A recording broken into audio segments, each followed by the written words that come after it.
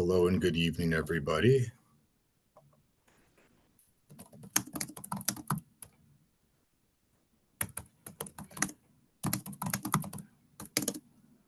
I don't like to penalize people that come on time, so we'll probably get started. The chat should be open. If you have questions as we're talking, please feel free to ask questions, and then of course we'll leave some time for questions at the end. Tonight we're going to be talking about microRNA inhibitors, one of the exciting parts coming in the world of PKD as a possible treatment in the future. I just have a couple disclaimers to make. This talk is for informational purposes only and is not meant to be medical advice. Please discuss your personal health with your own healthcare provider. I will be summarizing publicly available data. This talk is not intended to be a recruitment effort for any clinical research trial. So what we're going to start with first is sort of like the genetics and sort of understanding everything that goes on in PKD. And I think we need to start from the beginning. So a gene's purpose is to make a protein. The gene makes a message called messenger RNA, which goes out and gets coded into a protein. Now, I did get a lot of feedback on my last presentation. I tried to take it seriously, so I made a video to try to help explain this. A healthy PKD gene provides the blueprints to create messenger RNA, which then builds the polycystin protein your kidneys need. And that's what should happen in a normal cell.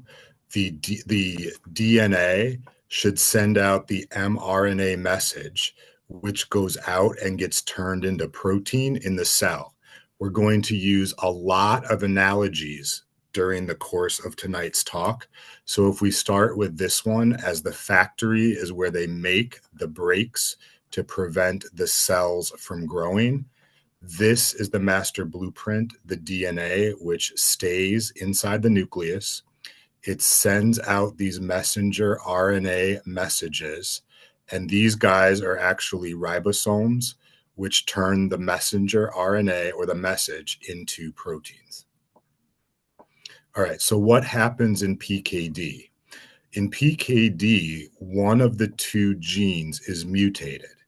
That mutated gene sends out a bad messenger RNA, which makes a bad protein. Most of the people with PKD have a PKD1 or PKD2 gene mutation. PKD1 makes polycystin 1, PKD2 makes polycystin 2. But for the sake of discussion tonight, we're just going to say PKD gene and polycystin. If someone does not have enough polycystin, rather than making normal kidneys, they will make cysts in the kidneys. A mutation in the PKD gene scrambles the genetic code, creating faulty instructions that build a misshapen, non-functional polycystin protein. All right, so let's start with what you know, and then we're going to build on that. I think most people know that PKD is a dominant gene. A dominant disease. You only need one bad gene in order to get the disease.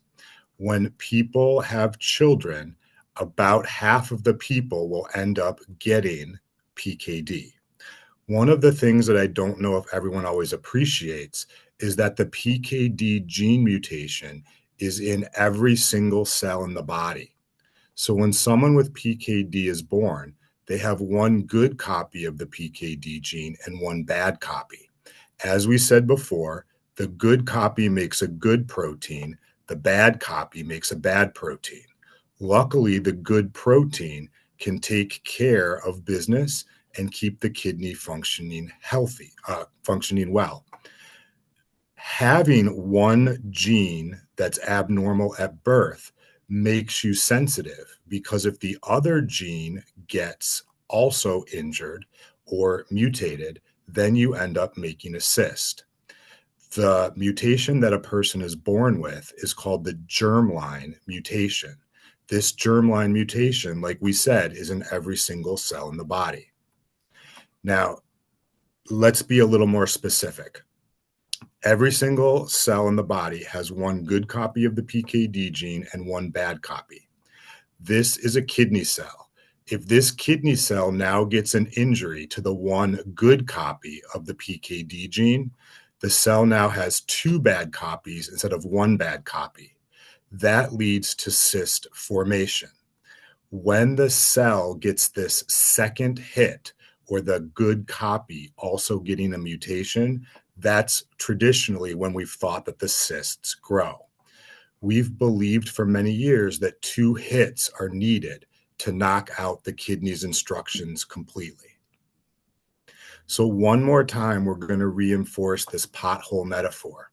If someone with PKD is born with one germline mutation and one normal gene, somewhere along the way, one cell ends up getting a second mutation, a mutation in the good gene.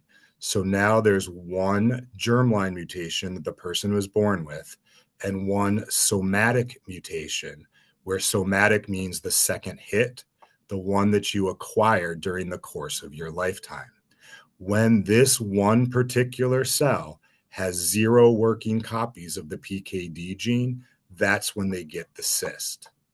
You inherit the first gene mutation, usually from a parent, and you get a random second mutation called somatic. All right. A lot of times people say to me, Chevalier, what does this polycystin even do? Well, the answer is the polycystin proteins make this little thing called a cilia that sits at the edge of your kidney cell. Cilia, you may remember from high school biology, is the same thing that's on a paramecium, that one-celled organism that you looked at underneath the microscope. This cilia is supposed to measure the fluid flow. And as it does, it tells the cell, do not grow. It has breaks, like we saw in many of our analogies. When this is broken because there's two bad copies of the gene, now it starts to make cysts. Now, one of the things that this diagram shows, which we're going to come back to later, is that cells often talk to the cells next to them. So sometimes when you make a cyst, not only do you have this cell with two mutations as part of the cyst, but sometimes the cells near this cell can be incorporated into the cyst. So once again, polycystin is a little cilia that sits on top of the kidney cell and senses fluid flow. It tells the kidney cells not to grow, keeps the brakes on, you're doing fine. When this cilia is defective, the cell does not know if it should grow or stay the same. It leads to growth of the cell when two PKD genes are present. All right. I do want to go ahead and make sure that everyone is following along, because this definition, or this version of the talk that I gave last summer, is going to be more like a graduate level course compared to last year's conversation. So go ahead and answer in the chat. In our traffic cop analogy, what is the main job of a healthy polycystin protein in the kidney cell? Go ahead and answer in the chat. Okay, I do see that it's working.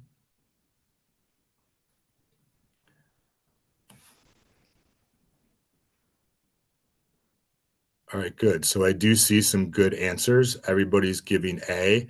So you're correct. The polycystin proteins go into that cilia. They sense the fluid flow and tell the cell to stop growing. Without polycystin protein, that cilia does not work and the cell grows out of control, making a cyst. All right, according to the two-hit hypothesis, why do kidney cysts usually take years or decades to develop? So go ahead and look at the 4 options there. But once again, if you checked the kidneys of a 2-year-old who was going to develop PKD, you probably would not find cysts. But in a 32-year-old, you'd find a lot of cysts. So once again, I see a lot of correct answers in the chat, which always makes me happy. A person with PKD is born with one broken copy of the gene, but a cyst only forms when the second healthy copy randomly breaks later in life. All right, now we're going to talk a little bit about the polycystin protein and some of the different types of mutations that somebody with PKD can have. So now we're going to make an analogy where the polycystin protein says something along the lines of the cell should stop growing now. And that's the normal polycystin protein. A healthy genetic instruction is like a complete sentence, telling the cell exactly what to do. In this case, when to stop growing. All right, so now we're going to see what happens when there's a mutation. So the first type of mutation we're going to talk about is the nonsense mutation, also called the truncating mutation. These two terms are generally interchangeable, but truncating means that the protein, the polycystin protein, is cut short and it doesn't work. Nothing about the truncated protein will replace the function of the regular polycystin protein. There was a question about, do we know why the gene breaks later in life? And we're actually going to come up to that on a future slide. But there are a lot of things that stress the cell, including sort of like radiation, toxins, sometimes just stress or things that make the body work harder. But let's take a look at this truncating mutation. In some forms of PKD, a nonsense mutation acts like a broken sentence, stopping the cell before it can finish its instructions. All right. I know someone said that their son had cysts at 9 months old. It is true that many people are actually diagnosed in utero, meaning while they're still in their mom's belly in the womb. Those people tend to have a little bit more aggressive form of PKD, most likely with an aggressive not aggressive truncating nonsense mutation. It's also possible that if someone has autosomal recessive PKD, which we're not talking about today, cysts will be seen much earlier than an autosomal dominant PKD. All right, the second type of mutation that we need to talk about is the non-truncating or missense mutation. In the missense mutation or non-truncating mutation, the length of the protein is correct. The length of this sentence is correct, but there's a typo. One letter in the sentence or one letter in the protein or technically in the DNA and the messenger RNA is incorrect, leading to a protein that does not work. Now, the truth is, this misfolded protein works a little bit. It doesn't do exactly what polycystin should do, but it can do a little bit of what polycystin can do. And we're going to talk more about that as we go on. But I want to sort of explain this a little better once again with a video, as was requested by some of my patients who gave me feedback. In this type of mutation, the protein is still made, but its shape is wrong, leading to the cellular dysfunction seen in PKD. So once again, in a missense or a non-truncating mutation, the protein is the correct length, but it has a typo in it. You still get a protein, but it's a wonky protein. So now let's talk a little bit more in detail. On this side is the missense or non-truncating mutation, which is like a typo. And the nonsense or truncating mutation on this side is kind of like the blueprint is ripped and you don't get a full protein. The normal gene makes a normal protein. A missense mutation makes a wonky protein that's the correct length, but is not folded correctly. In someone who has a nonsense or truncating mutation, the normal gene makes a normal protein, and the mutated gene makes nothing that works. I want to drive this home one more time. In PKD, there's two smudges on the blueprint, one in each gene. Because of that, the messenger RNA or the directions coming out to the ribosomes look wrong. Either they make no breaks, no polycystin protein whatsoever, or they make wonky looking breaks. With 2 mutations of each copy, the cells grow out of control because we don't make enough polycystin protein or breaks in this example. So as this master blueprint DNA makes its mRNA, it comes out with abnormal and flawed messenger RNA. 2 bad copies leads to no good messenger RNA, leading to no good protein. So I want to sort of reinforce one more time all the different combinations. Scenario 1, a person is born with a germline missense non-truncating typo mutation. Their second mutation could also be missense or non-truncating, or their second mutation could be a nonsense mutation, so that they have one of each.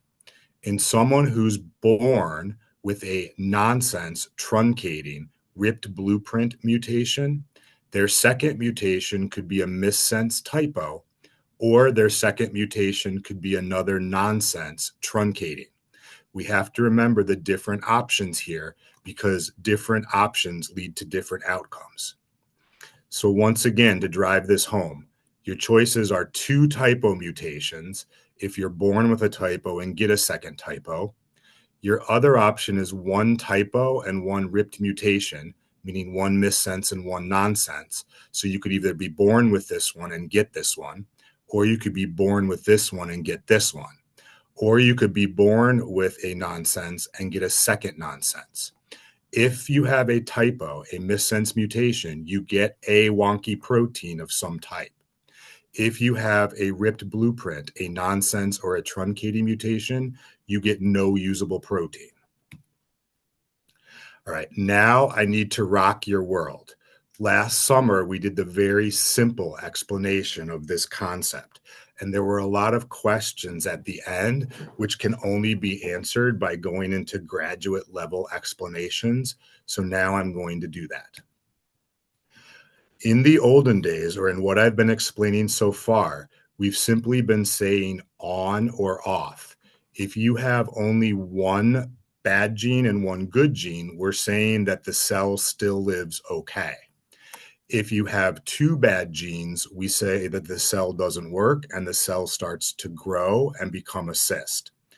The truth is, that's not how it works in real life. In real life, you have to keep the polycystin level only above about 20%. If you can keep the polycystin level above 20% by any means necessary, you can usually prevent a cyst from growing. If any cell, even if it has 1 good copy of the gene, if any cell, including if you have 1 good copy of the gene, drops below the 20% polycystin level, then you're likely to get a cyst. And the question about the new medicine to treat the disease differently, depending on the type of mutation, is exactly what we're going to talk about as we go along. So we will come to that in a second, but we got to go through some basic concepts first. And this 20% level of polycystin is really important. All right, so once again, 20% is your safe line. If the polycystin level falls below 20%, that's when cysts start to form. If you can keep the water level, the polycystin level above that 20% mark, you should be able to prevent a cyst in that cell. Now, somebody asked earlier, everyday cellular stress, inflammation, exhaustion, illness, random new typos, radiation, toxins that you eat, any of those can stress the 1 good copy or could cause a second hit. Once again, somebody asked if I would go through a little bit more detail, so I'm going to show you this. Think of polycystin like water in a bucket. Above 20%, your kidneys are healthy. Drop below that line, and cysts form. All right, so again, why does 1 good gene need backup? Like we were saying, if you only have one good gene and it's doing all the work, we assume that you'd be about 50% of somebody who has two normal genes. But like we said, this inflammation, radiation, toxins may not completely cause a second hit, but could weaken the good gene enough to drop you below the 20%. If you got a second mutation, you'd probably go closer to zero. But the point of this story is that we have to protect the one good copy of the gene. So we want to decrease inflammation, toxins, radiation, etc., to protect our one good gene. Now, the rest of this talk is going to talk about exactly what the last question asked about how the different mutations are affected in different scenarios. So let's start with this first. If someone is born with a missense, non-truncating typomutation, they have one good gene with a lot of water coming in, but their missense mutation that makes a wonky protein still contributes a little bit of water.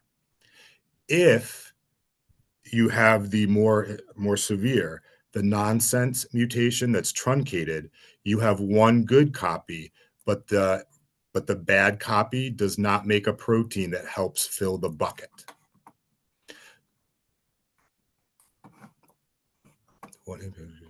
So I think I've said this a few times, but maybe I'll go back again. The second hit usually forms from inflammation, radiation, toxins, or any stress that makes the cells weakened, very low blood pressure and decreased oxygenation, etc. All right, so let's try to see if we can tell the difference between these. A missense mutation keeps your bucket fuller than a nonsense one, but both stay above the 20% safe line.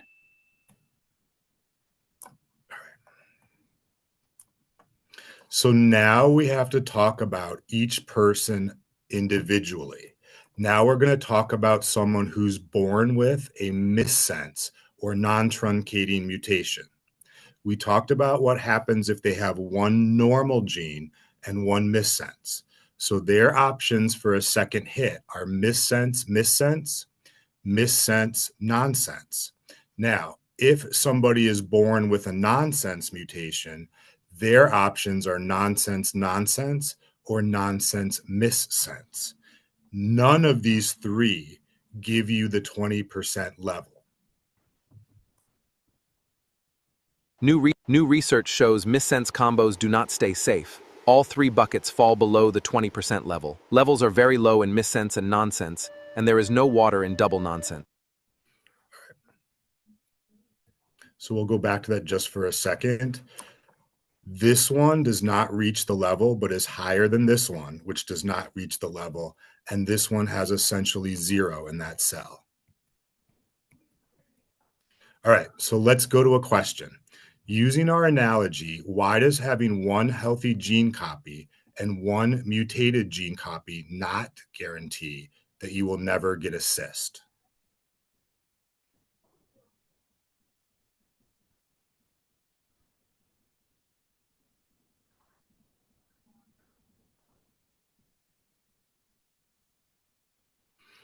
So I saw a question in there is, can I tell which one somebody is? Yes, we do genetic testing.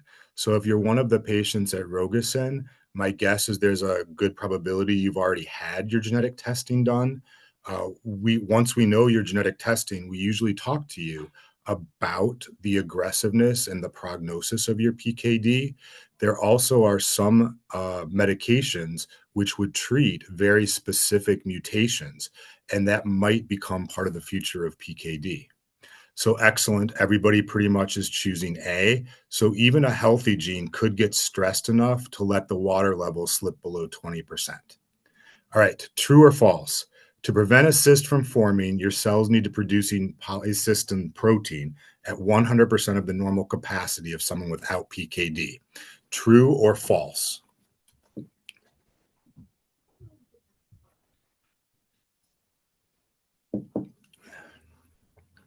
All right, so I see a lot of good answers. The correct answer is, in fact, false. We only need about 20% to keep a cyst away. So in our bucket of water analogy, what is the critical safe line threshold of protein production needed to stop a cyst from growing?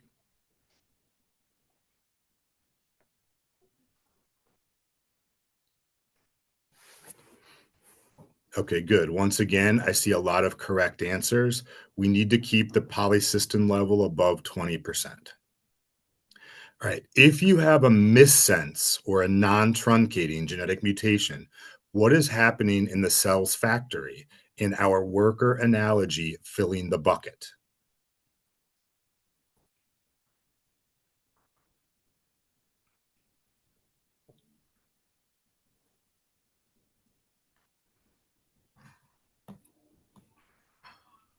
So I see a lot of correct answers once again. The correct answer is A. So when someone has a missense genetic mutation, a non-truncating mutation, it actually does a little bit of the same work that a polycystin protein does. What I mean by that is you'll notice that some people with missense mutation have very mild PKD because their missense protein does a lot of the same things that the polycystin protein does. On the flip side, there are people with missense mutations whose polycystin protein does not do much, and therefore they have a more aggressive form of PKD. All right, true or false? The wonky protein made by a missense mutation is completely useless and cannot help to protect your kidney. True or false?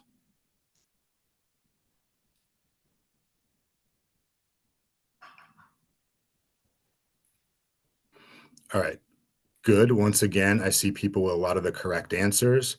The correct answer is, in fact, false. All right, so this was the question that was asked before. Yes, I can tell you exactly what kind of mutation you have if you do genetic testing. We offer genetic testing to pretty much everyone. Uh, it's simple blood draw if you're already getting a blood draw, or we can swab your cheek if you're not getting blood drawn the same day. Genetic testing is more than 99% accurate. There are a small number of people in whom we don't find the PKD gene, partly because their mutation is not in the part of the protein that I showed you, but in some of the in between parts, which is much harder to find. All right, now we need to introduce a new concept. This concept is called microRNA. This is not messenger RNA. This is microRNA. So the person asked about germline mutation. So we know exactly what germline mutation a person has. There is no way to know what the somatic mutation is because we're not able to sample cells of an individual cysts. I can only tell someone if they have what their germline mutation is. And yes, I can tell them if it's PKD1 or PKD2. I can tell them if it's a minor gene. I can tell them if it's nonsense. I can tell them if it's missense. All right, so what is microRNA? MicroRNA is not the messenger RNA. So like we said in the first slide, DNA gives you the messenger RNA. The messenger RNA then creates the protein.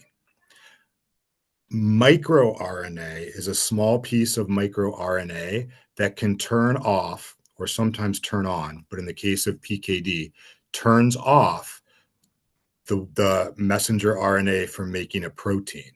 When the microRNA binds to the messenger RNA, it stops or slows down the production of protein. So why would anybody ever want to have these in their own body? In a healthy cell, microRNAs act as essential molecular switches. By binding to messenger RNA, they can stop or slow down protein production.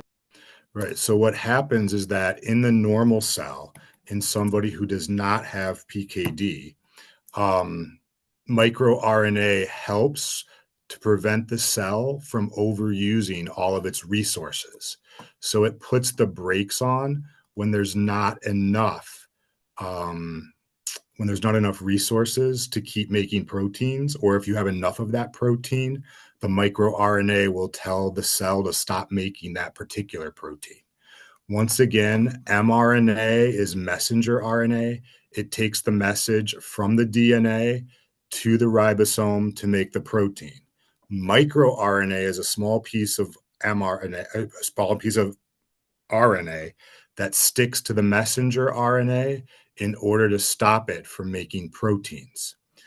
Messenger RNA is usually mRNA. MicroRNA is usually miRNA. mRNA is what was used to make the COVID vaccines. Oops. mRNA is not, microRNA is not used to make the COVID vaccines. All right. So over here on the left, you see the microRNA as kind of like scissors that are, or Pac-Man, that prevent the old mRNA from making proteins, especially when you have enough. So everything is in balance. The amount of protein that you make is in balance with the protein that you need. When you have PKD, your cell makes too many of these microRNAs. These microRNA scissors chop up the messenger RNA, and you do not make much polycystin. When you don't make a lot of polycystin because the microRNA is chopping up the messenger RNA, you don't have enough protein and you make a cyst. If it was possible to block these microRNA, these scissors eating up the good messenger RNA, then the good messenger RNA could make as much protein as you needed. All right, so once again, let's think about it this way. You've got one smudge on your DNA. So some of the messenger RNA is wrong. Some of the messenger RNA is good. Unfortunately, microRNA is shredding all of these messenger RNAs, all of these instructions randomly. Sometimes the bad ones get shredded and sometimes the good ones get shredded, but not enough good messages get to the ribosomes to make enough of the protein to put the brakes on and the cells grow. So you can think of the microRNA as the shredder of the messenger RNA. All right, now let's talk a little bit more specific about PKD. The microRNA in PKD is called microRNA 17. In a normal cell that does not have PKD, the normal gene makes a normal messenger RNA that makes a normal protein. The microRNA 17 prevents the normal cell from wasting its resources and making too much protein so that the amount needed, the amount of protein needed, is exactly the amount of protein that you make. In someone who has PKD, there's way too much of this microRNA 17. It blocks both the good and the bad messenger RNA so that very few good proteins are made. Because there's not enough good polycystin, cysts start to form. You can see that in someone who's healthy and does not have PKD, they have a normal amount of microRNA 17. In someone with PKD, they have way more microRNA 17 than they should have, and therefore they can't get enough polycystin protein and they make cysts. All right, so let's ask another question just to make sure people are keeping up with the microRNA. What is the normal healthy job of a microRNA in the human body?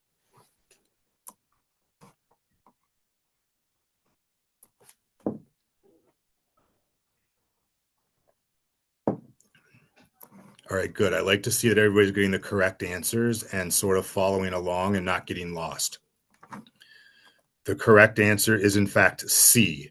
So our microRNA acts as a quality control paper shredder that prevents the cell from overproducing protein, burning out the factory, and basically wasting the cell's resources. The amount of protein that you need is the amount of protein that you make in a normal cell that does not have PKD. All right, now let's switch gears and talk about a microRNA inhibitor. So over here in a PKD cell, there's a lot of this microRNA 17. This microRNA 17 is attaching to the messenger RNAs, and it's preventing enough of the polycystin protein from being made, and the body and the kidney makes cysts.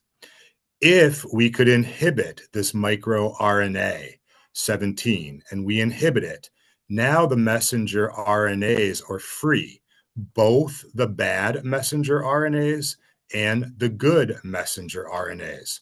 But the point of the story is that now that the messenger RNAs are free from the microRNA breaks, now you can make enough protein, and now the kidneys should not make cysts. Oops. So let's go over here. Before the microRNA inhibitor, the one good gene and one bad gene. The one good gene is trying to send out its healthy mRNA, but the microRNA is stopping it. You get very few proteins and you make a cyst. If you have a microRNA inhibitor that blocks these stop signs, now the good cell is unrepressed. It's able to make lots of healthy messenger RNA, and it's able to make lots of protein. All right, so once again, if the microRNA is attaching to the messenger RNA, not much protein is made. Once the microRNA inhibitor blocks the stop sign, these messenger RNAs are free to make the good protein. The microRNA is not changing your DNA. All it is doing is allowing your healthy DNA to send out the messenger RNA and to make normal protein. So once again, I think we need to stress this missense mutation. So like we said, this missense mutation still makes some sort of protein. It is not a normal polycystin protein, but it does contribute to the polycystin production of the cell. For a long time, we thought this wonky protein was useless, but the truth is the wonky protein does contribute some to the level of polycystin in the cell. Therefore, if someone has at least one missense mutation, we might be able to get that missense mutation to make lots and lots and lots of wonky protein in order to get above the safe line. How would that work? Well, in somebody who has at least one missense mutation, the microRNA would be blocking the protein production. If we gave somebody a microRNA inhibitor, it would block the microRNA stop signs and allow the messenger RNA to make a lot of protein. The point of this story is that if you make a massive amount of wonky protein, you might still be able to keep the polycystin level above 20%. Sometimes volume makes up for quality. Boosting the production of even imperfect proteins can help slow down an existing cyst. So once again, I'm going to say this again in a different way. If you have an inherited mutation and a somatic mutation, at least one of them is a missense mutation. Before any treatment, you make very little protein, but at least some of it is a little bit of a wonky protein from the missense mutation. If you give a microRNA inhibitor that blocks the microRNA, now you can make as much of this wonky protein as you need, and you can slow the growth of the cysts. I know every single person is asking about the two nonsense, which we're going to get to in a second. All right, so once again, we need to talk about missense first. If somebody is born with a missense mutation, they have three options in every cell in their kidneys. One option is a normal PKD gene and a missense mutation. The normal PKD gene contributes plenty. The missense mutation contributes as well. When we give a microRNA inhibitor, there's more of these guys, and there's more of these guys. In somebody who's born with a missense mutation and who gets a second missense mutation, they've got a little bit of production from one, a little bit of production from the other. If we give this cell a microRNA inhibitor, we get both wonky proteins to make a lot of polycystin, wonky polycystin, but enough to fill the bucket. If someone is born with one missense mutation and gets a nonsense mutation, then at least the wonky people making this wonky protein can be amplified with a microRNA inhibitor to keep the level above 20%. All right, now here's the problem. Let's say you have a truncating mutation that you're born with, and you get a second truncating mutation. Well, as someone in the comments said, as long as you have one good and one bad, the bad gene makes nothing, the good gene makes a normal protein. If the second mutation is also nonsense, neither gene is going to make a usable protein. If you give a microRNA inhibitor to a cell that makes no usable protein, unfortunately, the microRNA is not going to work, and the cell will start making cysts. Now, listen, I know that nonsense mutations are more common. Truncating mutations are more common. I don't want you to think that microRNA inhibitors don't work with people with truncating mutations, so we're going to talk about that next. All right, so here's the options in somebody who's born with a nonsense or a truncating mutation. There's 3 options for every cell in their kidneys. Most of them are a nonsense mutation and a normal PKD gene. If we give a microRNA inhibitor, this one's boosted. You keep the level well above 20%. If someone is born with a nonsense mutation and they get a missense mutation, a microRNA inhibitor can boost these guys to get the protein level above 20%. If somebody is born with a nonsense mutation and they get a second nonsense mutation, you will not get any water in the bucket and the polycystin level will be below 20%. All right, now, this is how it works in somebody who has a nonsense mutation. All right, number 1, so in a cell that has 2 nonsense mutations, we can't do anything about increasing the polycystin. But what can we do? Any cell that has one normal gene or any cell that has a missense mutation in the vicinity of a cell that has 2 nonsense mutations can be boosted. Remember what I said earlier about cells talking to the cells next to them. We saw earlier in the presentation where a polycystic kidney cell, a cyst cell, was starting to get the other cells around it, which might not have 2 mutations, incorporated into the cyst.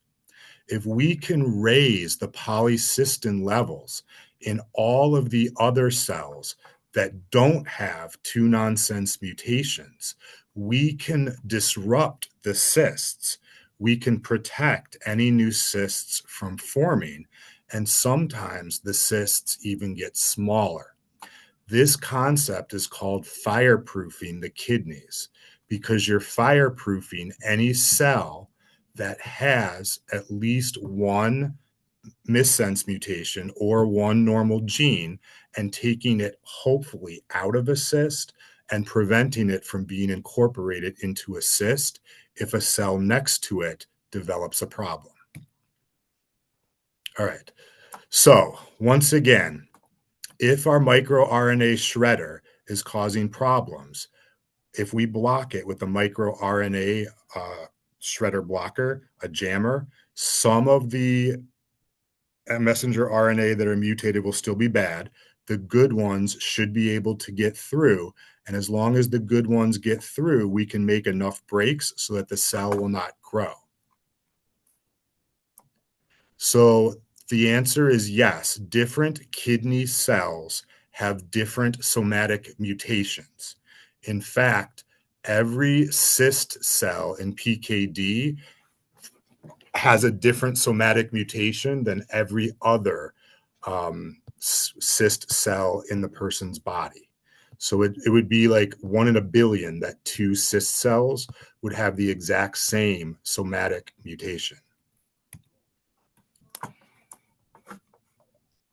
So I believe this was the picture I sent in the reminder email. The messenger RNA is about to be broken by the microRNA, but the microRNA inhibitor prevents it from getting eaten up. And yes, there's not good microRNA. The good messenger RNAs will outweigh the bad ones. All right. So let's go back and make sure everyone's following along. How exactly does a microRNA inhibitor drug work to treat PKD in our analogy? Yes, every cell that has 2 hits has 2 different somatic mutations. Every cyst cell in the body has the same germline mutation and a different somatic mutation. All right, I see a lot of correct answers coming in. Good job, everybody. The correct answer is D. All right, if you have a nonsense mutation, it means one of the 2 copies isn't producing any protein. How does a microRNA inhibitor help if there's a nonsense mutation?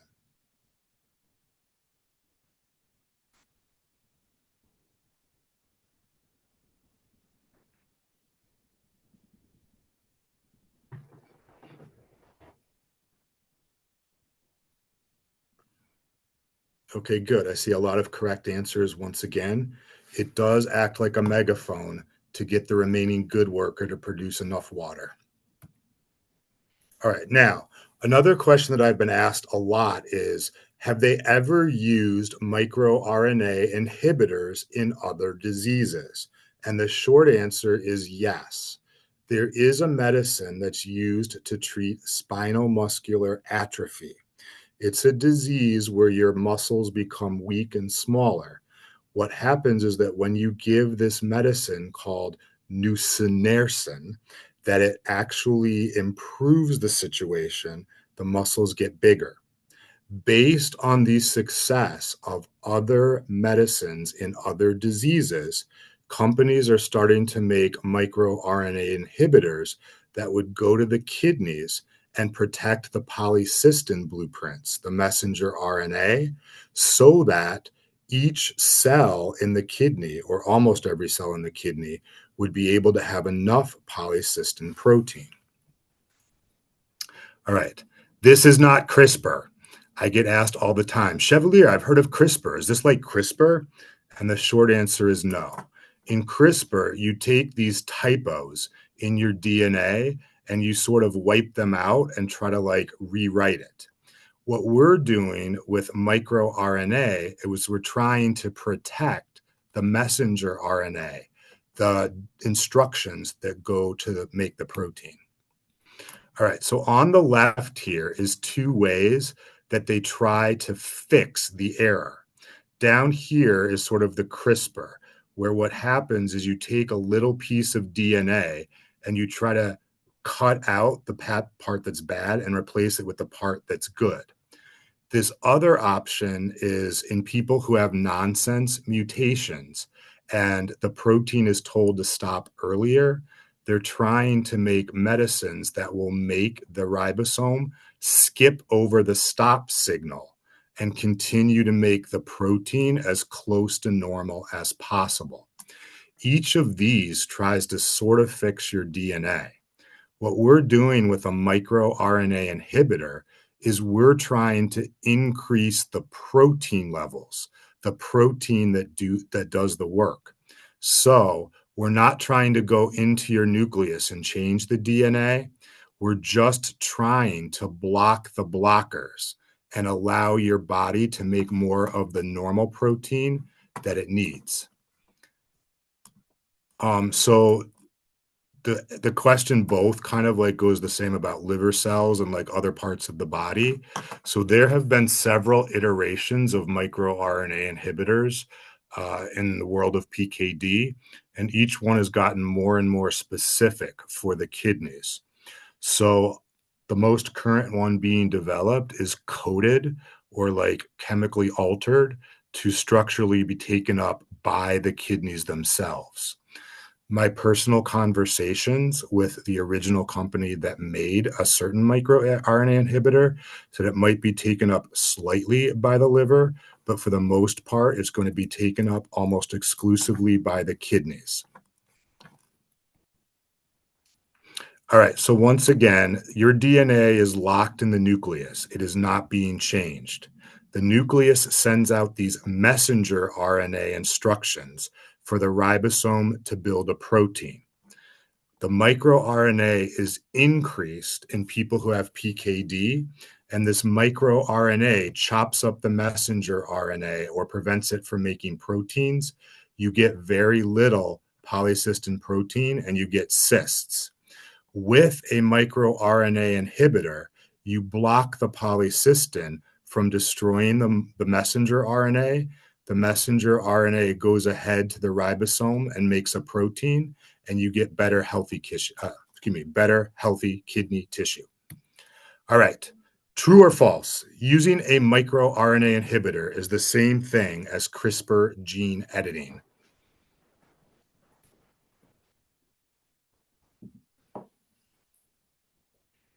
All right, good. I see everyone answering, and once again, the answer is in fact false.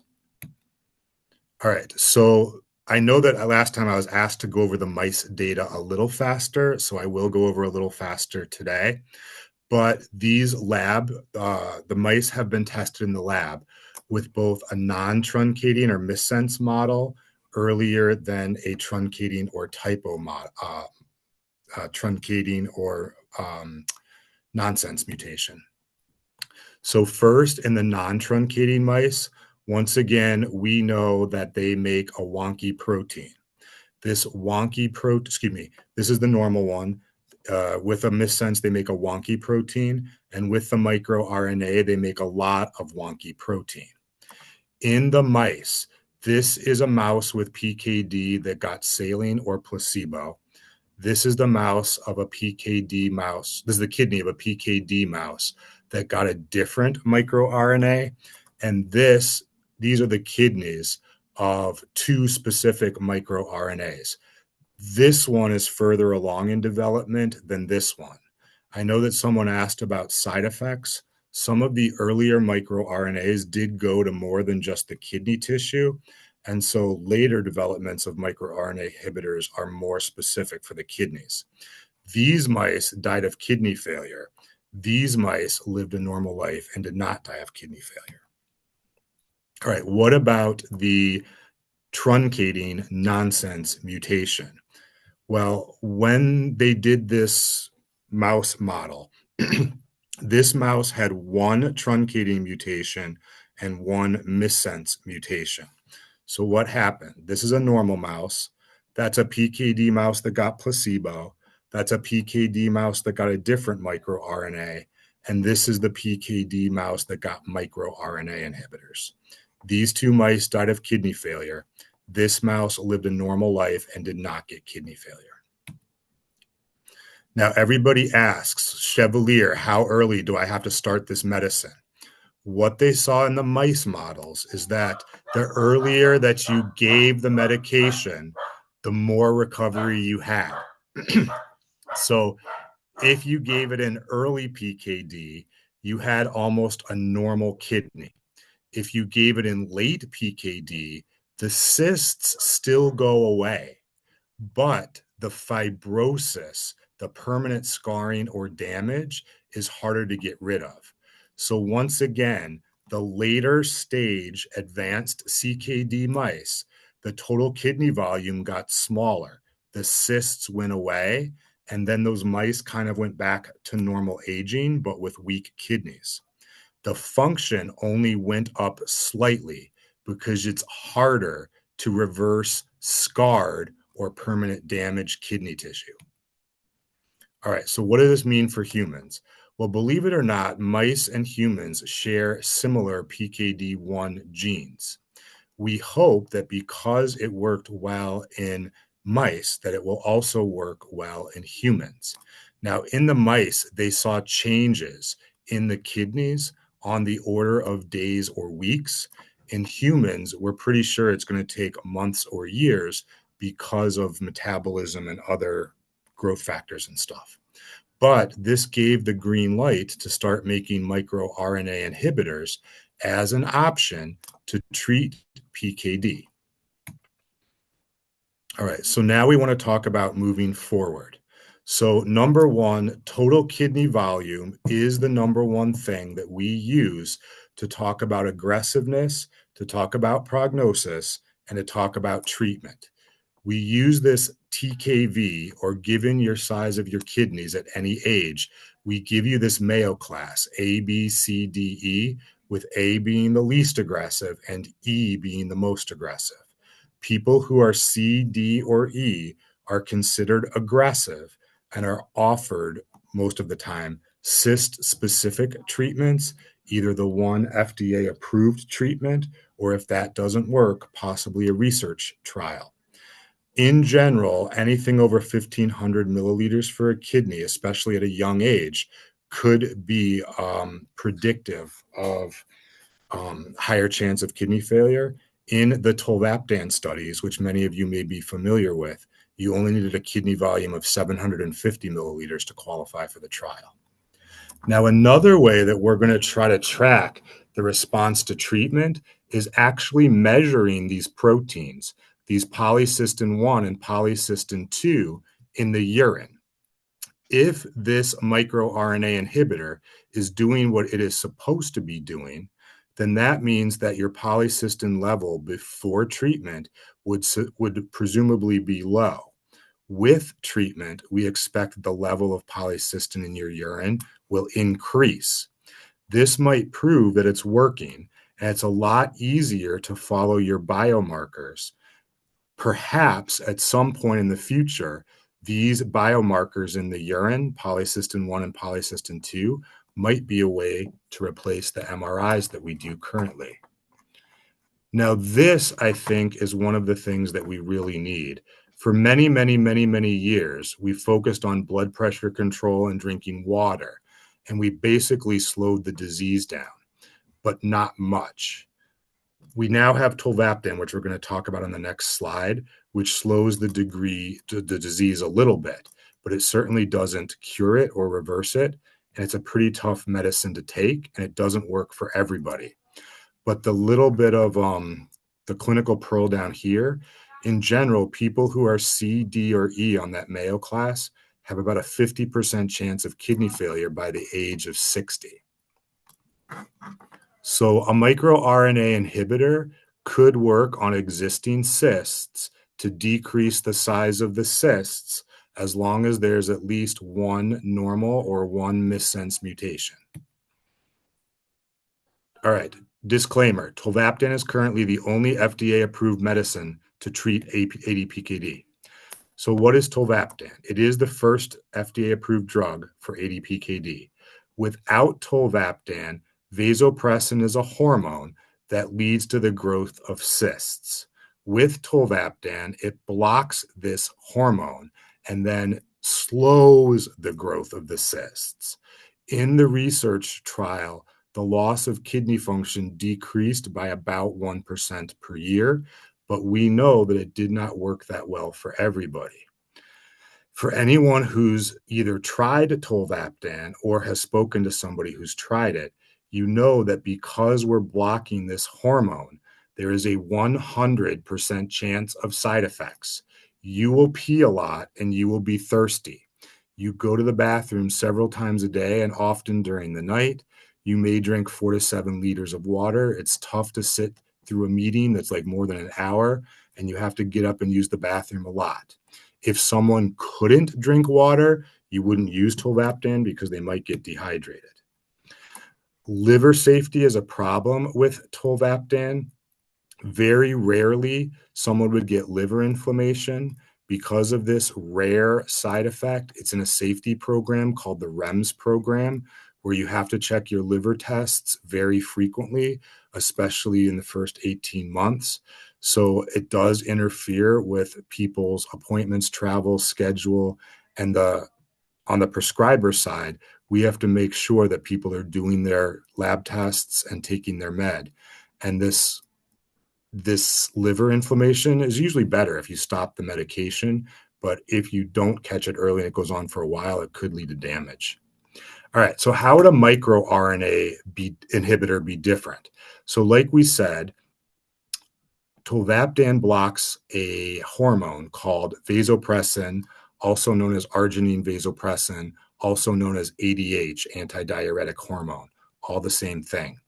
When tolvaptan blocks this hormone, it leads to the thirst and the urination. If a microRNA inhibitor were able to treat PKD, it would not cause the urination and the frequent urination or the thirst. So that could be a better quality of life. Tolvaptan, we know, is a medicine that you take in the morning when you wake up, and the second dose about 8 hours later. So you take pills twice a day, usually a larger dose in the morning and a smaller dose later, morning and afternoon. A microRNA inhibitor might be a subcutaneous injection that you give yourself every 2 weeks, usually in the comfort of your own home. All right, what are the side effects? Well, we know that with tolvaptan, this we know. We know that it causes thirst and urination, and there's that chance of liver inflammation for which you need to do the liver tests on a regular basis. A microRNA inhibitor as an injection could cause redness, pain, and swelling to the site of the injection. And one microRNA inhibitor did lower the platelets in the blood, but it did not cause bleeding or side effects. We will follow labs, and every new drug must be tested in a phase 3 trial in which we might find newer side effects. All right, so once again, I really want to hammer this home. What is the only medicine officially approved by the FDA to treat autosomal dominant polycystic kidney disease in the United States?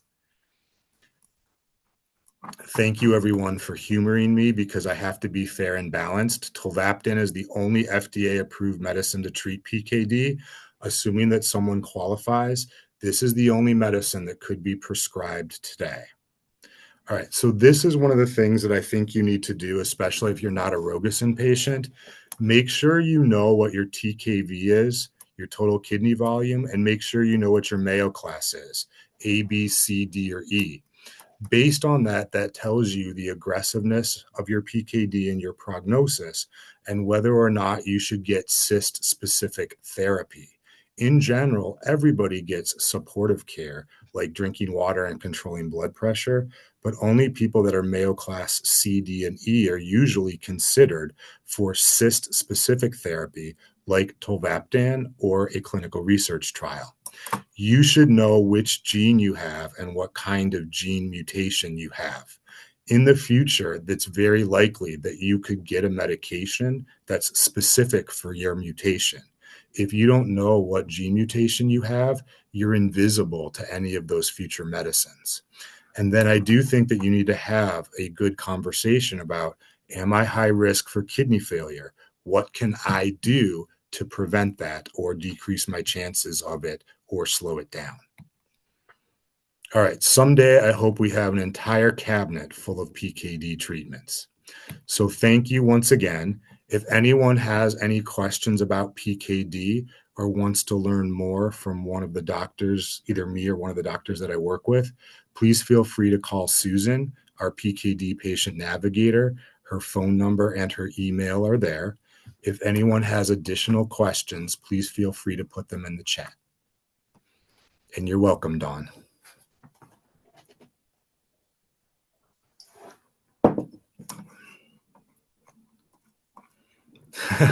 You're welcome, Jen, and let's go next. So yes, so this will go up on our YouTube channel, and it will also go up on our podcast. So we don't know any information about a research trial at this time. We will definitely make it public as soon as we know something. Um, we hope that we'll get some exciting information in the near future, but as soon as we know anything about a microRNA research trial, we will certainly let the community know. So we have a Rogasin YouTube channel, and we have a Rogasin Apple Podcast channel. I think the easiest thing to do is just Google YouTube Rogasin PKD if you want to see the YouTube stuff, or Google Apple Podcast Rogasin PKD, and you should be able to find it that way. All right. Well, if there's no other questions, then I think I'll say good night to everybody. I hope I see many of you at our open house this fall. It's going to be Sunday, October 18th. So hopefully you can put the save the date on the calendar for that as well. Go have a good Monday night, and I'll see you soon.